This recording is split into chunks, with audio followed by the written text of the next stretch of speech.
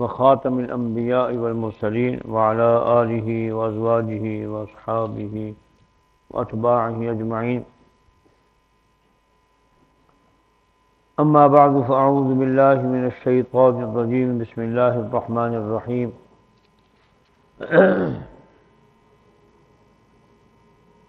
وَلَنَبْلُوَنَّكُمْ بِشَيْءٍ مِّنَ الْخَوْفِ وَالْجُوعِ وَنَقْصٍ مِّنَ الْأَمْوَالِ وَالْأَنفُسِ وَالثَّمَرَاتِ وَبَشِّرِ الصَّابِرِينَ الَّذِينَ إِذَا أَصَابَتْهُم مُّصِيبَةٌ قَالُوا إِنَّا لِلَّهِ وَإِنَّا إِلَيْهِ رَاجِعُونَ أُولَٰئِكَ عَلَيْهِمْ صَلَوَاتٌ مِّن رَّبِّهِمْ وَرَحْمَةٌ وَأُولَٰئِكَ هُمُ الْمُهْتَدُونَ. صدق اللہ مولانا العظیم وبلغنا رسولہ النبی الکریم ونحن على ذلك من الشاہدین والشاکرین والحمد للہ رب العالمین. سب حضرات ایک مرتبہ نماز والا درود شریف تلاوت فرما لیں. اللہم صل علی محمد وعلی آل محمد کما صلیت علی ابراہیم وعلی آل ابراہیم انک حمید مجید. اللہم بارک علی محمد وعلی آل محمد کما بارکت علی ابراہیم وعلى آل إبراهيم إنك حميد مجيد.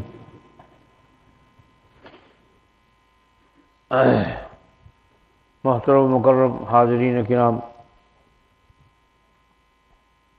رسول اللہ صلی اللہ علیہ وسلم نے ارشاد فرمایا ہر امت کے لیے کوئی امتحان تھا. میری امت کا امتحان مال ہے. ہر امت کے لیے کوئی نہ کوئی امتحان تھا. میری امت کا امتحان مال ہے.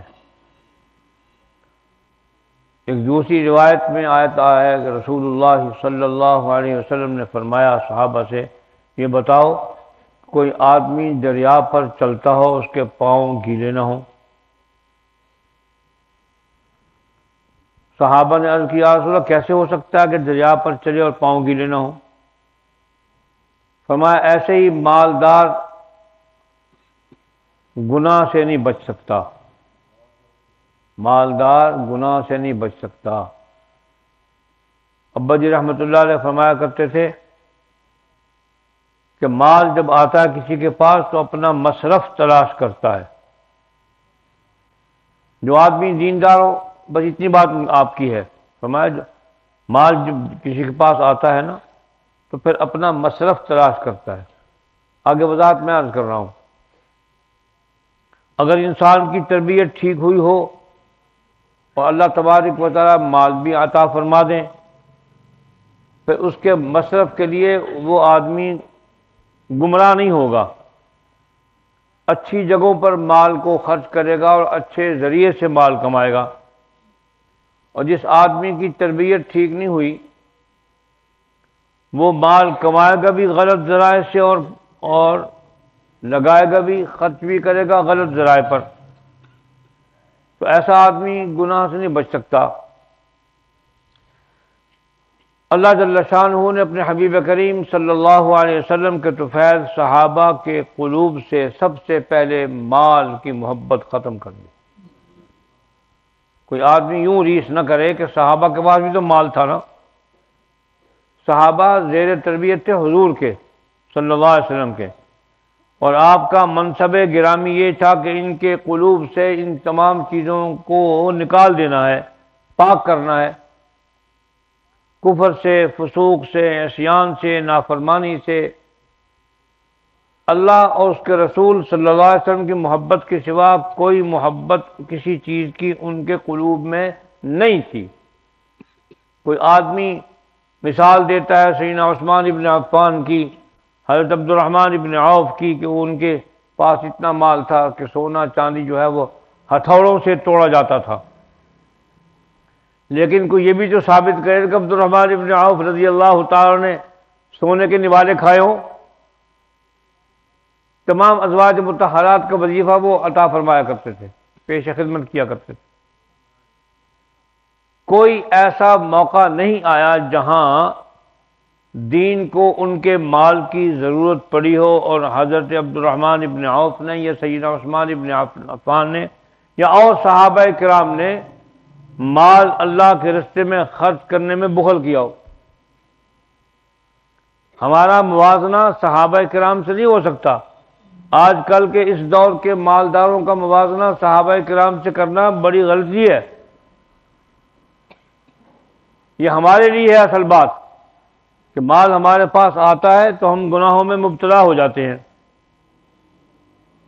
سب سے پہلے تو یہ عیاشی شروع کر دیتے ہیں، گھر میں کھانا نہیں کھاتے، ہوٹلنگ کرتے ہیں، بڑے بڑے ہوٹل جاتے ہیں، بڑی بڑی غیر ضروری چیزوں کی خریداری شروع ہو جاتی ہے، اسراف بھی کرتے ہیں اور تبذیر بھی کرتے ہیں۔ اسراف کہتے ہیں ایک چیز دو جوتیوں کی ضرورت ہے، 3 لے لی، یہ اسراف ہے۔ اور تبذیر ہوا کہ کسی چیز کی ضرورت ہے ہی نہیں، وہ خرید لی۔ تو مال دونوں کام کرواتا ہے، اسراف بھی کرواتا ہے اور تبذیر بھی کرواتا ہے۔ اپنے قلوب کو اس انداز سے مزین کرنا چاہیے کہ ہمارے دلوں میں مال کی محبت نہ پڑے۔ ایک بزرگ نے مثال دی کہ مال اللہ پاک نے ضرورتوں کے لیے دیا ہے، اس کو ہاتھ پہ رکھ کے یہیں سے خرچ کرو، جب یہاں سے یہاں اترا نہیں تو آدمی پھنسا نہیں۔ اس کو ہاتھ میں رکھو، یہیں بار بار خرچ کرو، اپنی ضروریات پوری کرو، اس سے محبت کر کے دل میں نہ لاؤ اس کو۔ تو اللہ تبارک و تعالیٰ نے اس امت کے لیے آزمائش رکھی ہے۔ صحابہ کرام کو اللہ پاک نے اپنے حبیب کریم صلی اللہ علیہ وسلم کے طفیل ہر آزمائش میں کامیاب فرمایا، اس لیے کہ وہاں ان کو محنت کی ضرورت نہیں پڑی، حضور کی توجہ اور نگاہ مبارک سے ہی تمام کام ٹھیک ہو گئے۔ ہمیں محنت کی ضرورت ہے۔ اس آیت کریمہ میں میرے اللہ نے 5-6 چیزیں بتائی ہیں جن کے ذریعے اس امت کے لوگوں کا امتحان ہوگا۔ اللہ فرماتے ہیں ہم امتحان لیں گے ہم۔ وَلَنَبْلُوَنَّكُمْ بِشَيْءٍ مِّنَ الْخَوْفِ، خوف کہ کسی طاقتور کا خوف، کسی دشمن کا خوف، یا مطلق اس کے دل میں خوف بٹھا دیں گے، ڈر بٹھا دیں گے۔ ایک حدیث میں آتا ہے کہ جب سود عام ہو جائے گا تو اللہ تبارک و تعالیٰ 2 مصیبتیں نازل فرمائیں گے، ایک خوف اور ایک بھوک۔ تو خوف پیدا ہو جائے گا دل میں، خوف رہے گا، آدمی خائف رہے گا۔ اللہ فرماتے ہیں میں تمہیں خوف سے آزماؤں گا۔ اس میں ہمارا امتحان یہ کہ ہم اللہ سے ڈرتے ہیں یا مخلوق سے ڈرتے ہیں۔ خوف اللہ کا ہے یا مخلوق کا ہے؟ اگر مخلوق کا خوف لگ گیا تو ہم برباد ہو گئے، اور اگر اللہ کا خوف دل میں آ گیا تو کامیاب ہو گئے۔ کامیابی کے لیے اللہ کا خوف ہے، خوف سے بھی آزمائیں گے۔ فرمایا بھوک دے کے بھی آزمائیں گے، اللہ مال دے کے بھی آزماتا ہے اور مال لے کر بھی آزماتا ہے۔ مال دے دیا، اب ہم نے گلچھرے اڑانے شروع کر دیے، عیش و عشرت شروع کر دی، پھر اللہ پاک مال چھین کے بھی آزماتا ہے کہ مال دیا تھا نا تم نے اس کی قدر نہیں کی، لو اب دیکھو بھوک مسلط کر دیں گے۔ بھوک بھی امتحان ہے، اور جو آدمی مال کو اپنے پاس رکھ کے اس کے مصرف کو صحیح کر کے زندگی گزار گیا وہ کامیاب ہو گیا، اور جس آدمی نے بھوک میں اللہ تبارک و تعالیٰ سے ہٹ کر مخلوق سے رجوع کر کے اپنی بھوک مخلوق کے سامنے پیش کی، بھکاری بن گیا، وہ ناکام ہو گیا۔ اور جس نے بھوک پر صبر کر لیا، اللہ سے مدد مانگتا رہا، اللہ اس کے لیے دروازے کھول دیں گے۔ ان مع العسر یسرا، ہر مشکل کے بعد آسانی اللہ پاک پیدا فرما دیتے ہیں۔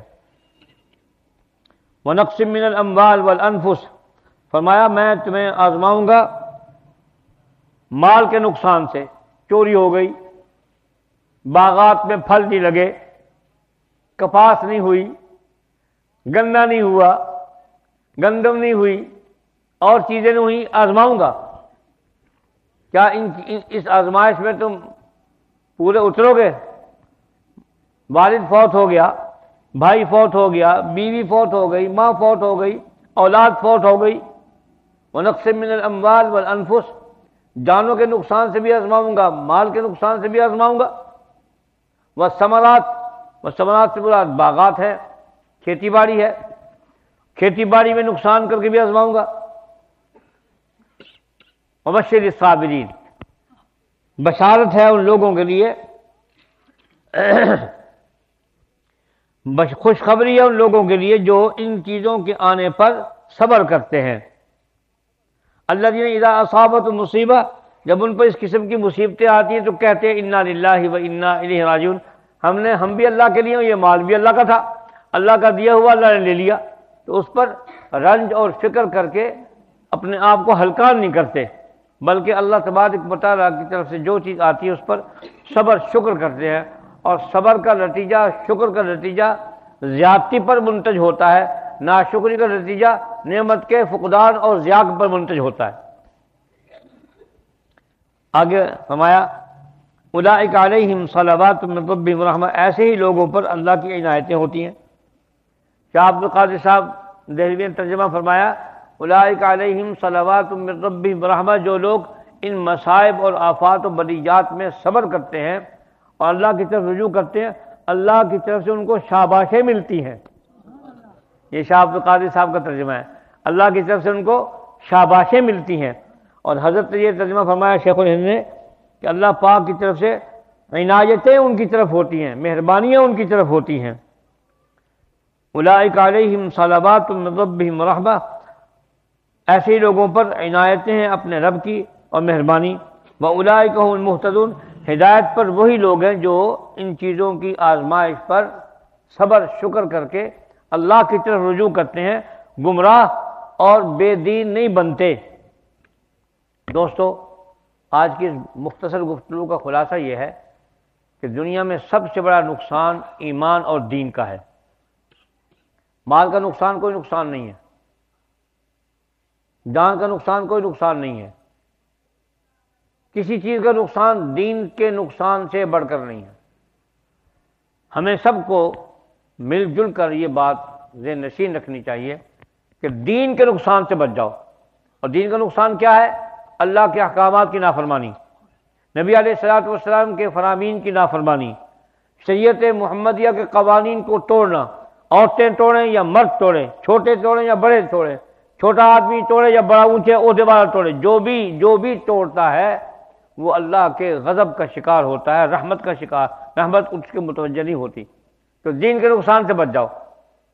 دین کا نقصان یہ کہ بدعمالیاں کرنا، نافرمانی کرنا، دین پر نہ چلنا، دین کے لیے لوگوں کو دعوت نہ دینا، منکرات و فواحشات کے خلاف نہ بولنا، امر بالمعروف نہ کرنا، نہی عن المنکر نہ کرنا، یہ دین کا نقصان ہے۔ اور انہی نقصانات کی بنیاد پر پچھلی امتوں پر خدا کا عذاب آیا کہ جب انہوں نے دین کا نقصان شروع کر دیا تو میرے اللہ کا غضب ان پر نازل ہوا، اور اللہ کی رحمتیں ان لوگوں پر آئیں گی جو دین کے نقصان کا فکر کریں گے کہ ہم سے دین کا نقصان نہ ہو جائے۔ اللہ تبارک و تعالیٰ ہم سب کو دین کے نقصان کرنے سے بچاوے اور ہمیں ان لوگوں میں بنائے جو صابر اور شاکر ہیں۔ اعلانات ہیں، سماعت فرمانے ہمارے ہمسائے ہیں چودھری مشتاق صاحب، وہ گر گئے ہیں، وہ ہسپتال داخل ہیں، ان کا غالباً آپریشن ہو گیا ہوگا یا ہونے والا ہوگا، ان کے لیے دعائیں صحت۔ اور کفیل شاہ صاحب کے والد گرامی ہمارے بھائی وکیل شاہ صاحب، وہ بھی گر گئے تھے، ان کا آپریشن ہوا ہے، وہ بھی بیمار ہیں، ہمشیرہ بھی بیمار ہیں، ان کے لیے بھی دعائیں صحت۔ حافظ اسماعیل صاحب ہیں، ان کے بیٹے کے لیے دعائیں مغفرت۔ مدرسہ کے پڑوسی خان بابا جی ٹال والے، میاں ریاض احمد صاحب کے عزیز انتقال فرما، ان سب کے لیے دعائیں صحت اور دعائیں مغفرت۔ جو بیمار ہیں ان کے لیے دعائیں صحت، اور جو دنیا سے چلے گئے ان کے دعائیں مغفرت۔ بسم اللہ الرحمن الرحیم، الحمدللہ رب العالمین، والصلاة والسلام علی اشرف الانبیاء وخاتم الانبیاء والمرسلین وعلی آلہ وصحبہ اجمعین۔ اللہم اغفر لنا ولجمیع المؤمنین والمؤمنات والمسلمین والمسلمات الاحیاء منهم، ربنا اغفر لنا ولاخواننا الذین سبقونا بالایمان ولا تجعل في قلوبنا غلا للذين آمنوا ربنا إنك رؤوف رحيم۔ اللهم إنا نسألك العافية في الدنيا والآخرة، اللهم إنا نسألك العفو والعافية والمعافاة الدائمة في الدين والدنيا والآخرة إنك على كل شيء قدير۔ اے اللہ، تمام مریضوں کو صحت کامل عطا فرما۔